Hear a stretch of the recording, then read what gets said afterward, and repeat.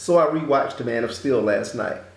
Released in 2013, Man of Steel is a reimagining of Superman.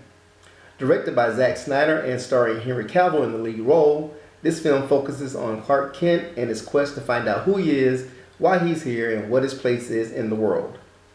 The film opens on planet Krypton with the birth of Kal-El, which is Superman's government name.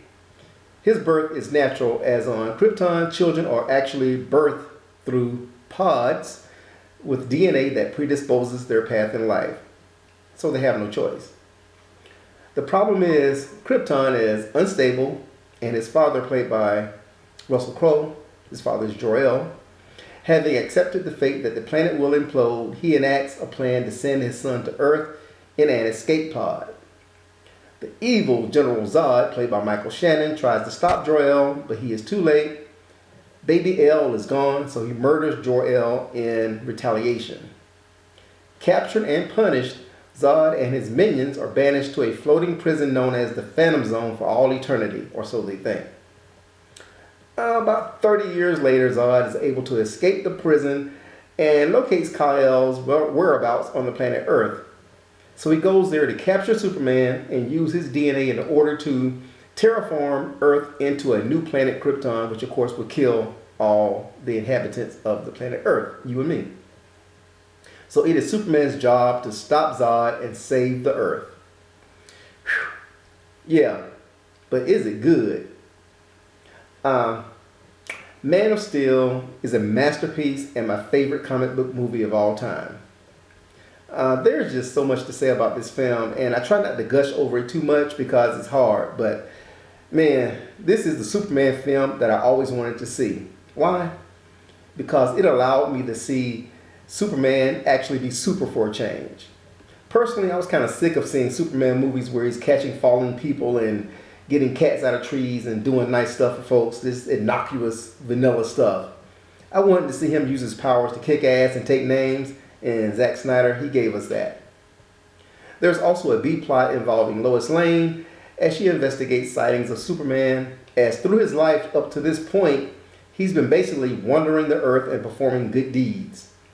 Not knowing the full scope of his powers, the arrival of Zod pulls him into action as Superman, and the story is beautifully told.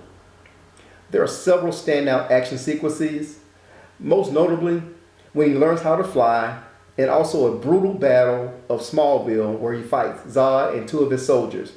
It is a breathtaking sequence that allows him to unleash his true powers against other Kryptonians who are just as powerful as him. As a fan of the Superman character, I just love watching this movie. Having seen it dozens of times now, it never gets old. The criticisms of this film centers on the destruction of Metropolis, the loss of civilian lives, and Superman's killing of Zod, which is, in my opinion, well overblown. People were complaining that Superman doesn't kill. Well, he doesn't. But Zod put him in a position where he had to. He really didn't have a choice because Zod said it himself that he would destroy Earth if he could and terraform it into Krypton. I mean, what would you do? Let him do it? I don't care what nobody says. Man of Steel is a great film with great action, strong performances by Henry Cavill and Michael Shannon. It's a fun watch, and I highly recommend it.